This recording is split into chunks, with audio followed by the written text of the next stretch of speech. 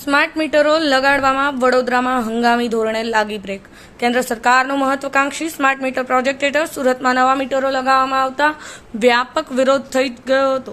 ત્યારે વડોદરામાં પણ ભારે વિરોધ પ્રદર્શન કરવામાં આવતા વડોદરામાં નવા સ્માર્ટ મીટરો લગાવવા પર હંગામી ધોરણે બ્રેક લાગી છે. કેન્દ્ર સરકારનો મહત્વાકાંક્ષી સ્માર્ટ મીટર પ્રોજેક્ટ સામે હવે વીજ ગ્રાહકોમાં વ્યાપક વિરોધની અસર જોવા મળી રહી છે. પ્રાથમિક તબક્કે સુરત વડોદરામાં ડીજીવીસીએલ અને એમજીવીસીએલ દ્વારા સ્માર્ટ મીટરો લગાવવાની કામગીરી શરૂ થઈ હતી, પરંતુ નવા આવેલ બિલો બમણા આવતા વીજ ગ્રાહકોમાં વિરોધનો વંટોળ ઉઠવા પામ્યો છે. સુરતના વિવિધ સોસાયટીઓમાં કુલ 11,951 ઘરોમાં સ્માર્ટ મીટર લાગી ગયા હતા. જોકે જૂના મીટરમાં પ્રતિ દિવસમાં વીજળીનો વપરાશનું સરેરાશ બિલ 35 રૂપિયા આવતું હતું, જે સ્માર્ટ મીટરો લાગતા 76 રૂપિયાનું થઈ ગયું હતું. જ્યારે બીજી બાજુ વડોદરામાં પાયલોટ પ્રોજેક્ટ હેઠળ 25,000 મીટર લગાવ્યા હતા, પરંતુ પ્રીપેઇડ ચૂકવણી કરનારા ગ્રાહકોને થોડાક જ દિવસોમાં વધારે પૈસા કપાઈ જવાનો કડવો અનુભવ થયો, જેને લીધે છેલ્લા એક સપ્તાહથી વીજ ગ્રાહકો વીજ કચેરીએ વિરોધ પ્રદર્શન કરી રહ્યા હતા. જેને પગલે મીટર લગાવવાની કામગીરી ઉપર હંગામી ધોરણે બ્રેક લગાવવાની સત્તાધીશોએ ફરજ પડી છે.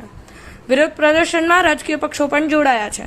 કેન્દ્ર સરકારની ડિસ્ટ્રીબ્યુટર સેક્ટર સ્કીમ અનુસાર ગુજરાતમાં 1,64,00,000થી વધુ વીજ વપરાશકારો માટે સ્માર્ટ મીટર મંજૂર કર્યા છે. જોકે આ તમામ સ્માર્ટ મીટરો એકસાથે લગાવી દેવાશે નહીં.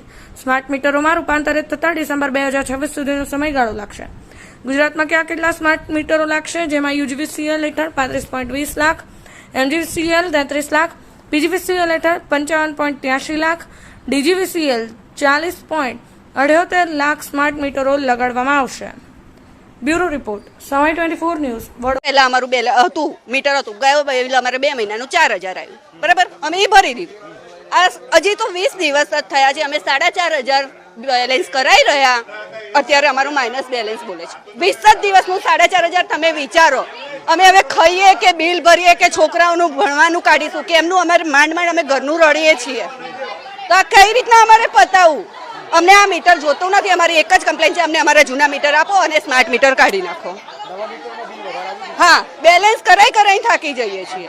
રિચાર્જ કરાય 4,500. તમે જ વિચારો કે 2 મહિનાનું જો અમે 4,000 ભરતા હોય તો આ 20 દિવસનું અમે 4,500 બેલેન્સ કર્યું, તો એ અત્યારે અમારે માઇનસમાં બોલે છે. તો અમારે હજી તો 2 મહિના કેવી રીતના નીકાળવાના? અમે સાહેબને કીધું છે 3 દિવસની અંદર તમે જવાબ નહીં આપો કે યોગ્ય કાર્યવાહી નહીં થાય, આ લોકોને લઈને પાછો નીચે ધરણા પર બેસીશ. એવો અત્યારે મુશ્કેલી એવી છે કે સાહેબે એવું કીધું, અત્યારે જ તમે અમને આવેદન આપ્યું છે, હું આગળ અમારા અધિકારીઓને રજૂઆત કરીશ.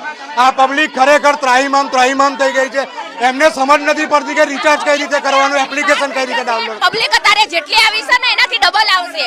3 દિવસ પછી જો આનું સોલ્યુશન ના નીકળ્યું ને તો સ્માર્ટ મીટર થી મુશ્કેલી, અરે મુશ્કેલી હું 3 દિવસમાં તો 336 રૂપિયા બિલ આવે છે, તો ક્યાંથી અમે મજૂરી કામ કરીએ છીએ, કઈથી લાવીએ અમે પૈસા? જે પણ ગ્રાહકોને તકલીફ છે અથવા ગણતરીમાં પ્રોબ્લેમ છે અથવા સમજ નથી પડતી અથવા તો કોઈ મીટર એમને એવું લાગણી છે કે અમારું મીટર ફાસ્ટ ફરી રહ્યું છે, તો એને પણ અમે ટેસ્ટ કરી આપવા માટે તૈયાર છે. એમની અરજી આવશે. તો બાકી જે એ લોકોનું રજૂઆત છે કે ભાઈ રાત્રે લાઇટ બંધ થઈ જાય છે, તો એના માટે ગ્રાહકોના સગવડ માટે સાહેબે સમજાયેલું છે કે ભાઈ જે લાઇટ બંધ છે એ રાત્રે કોઈ દિવસ કરવામાં આવશે નહીં, અને જે વર્કિંગ અવર્સ છે ઓફિસના એમાં જ એ લોકોને કરવામાં આવશે. વત્તા રવિવારે કે બહાર પબ્લિક હોલિડે છે એ દિવસે પણ લાઇટ બંધ કરવામાં આવશે ને. એ બાબતની જે સમજ છે એ બધા ગ્રાહકોને અમારા સાહેબે આપેલી છે. તેમ છતાં બી કોઈ ગ્રાહકને સમજ ન હોય તો અમે આપવા માટે ઓફિસે આવે તો અમે તૈયાર છે. એટલે એ બાબતે હવે અમારી ઉપલી કચેરીમાં માર્ગદર્શન લેવું પડશે, કેમ કે આ જે મીટરો બદલાયા છે એમના માર્ગદર્શન હેઠળ બદલાયા છે, બરાબર છે. એટલે આ એમની જે લાગણી આવી છે કે ભાઈ અમને એ વસ્તુ છે, અમે એમની લાગણી છે એનું જે રજૂઆત છે ઉપર અમારી ઉપરની ઓફિસે કહીશું, રજૂઆત કરીશું. અને જો એમના માર્ગદર્શન તમે વિચાર કરો કે આટલી ગરમીની અંદર કોઈ પરિવારની લાઇટ જાય તો ચાલી શકે ખરું? પ્રીપેડ મીટર લઈ આવ્યા એટલે પૈસા ભરો એટલે તમારું ચાલશે, પૈસા ખતમ થઈ જાય એટલે બંધ થઈ જશે. એટલે આવા મીટરો લગાવાય કોઈ દિવસ પણ? સરકાર સહકાર માટે હોય, સરકાર લૂંટવા માટે ના હોય. આ સરકાર જ્યાં 200-400 રૂપિયા બિલ આવતું હતું એની જગ્યા પર આમની સરકાર આવી ત્યારે 1,000-2,000 બિલ થઈ ગયું. અને હવે આ પ્રીપેડ લઈ આવ્યા તો 2-5 હજાર. તમે નોકરી આપી શકો છો? કોન્ટ્રાક્ટ પદ્ધતિ કરી દીધી, લોકોને નોકરીઓ મળતી નથી. એટલે સરકારને ચેતવણી છે કે આ ચિંગારી છે કઈ સોલા ના બન જાય, એની તકેદારી રાખી તાત્કાલિક મીટર પાછા આપો અને લોકોને રાહત આપો, એવી અમારી માંગ છે.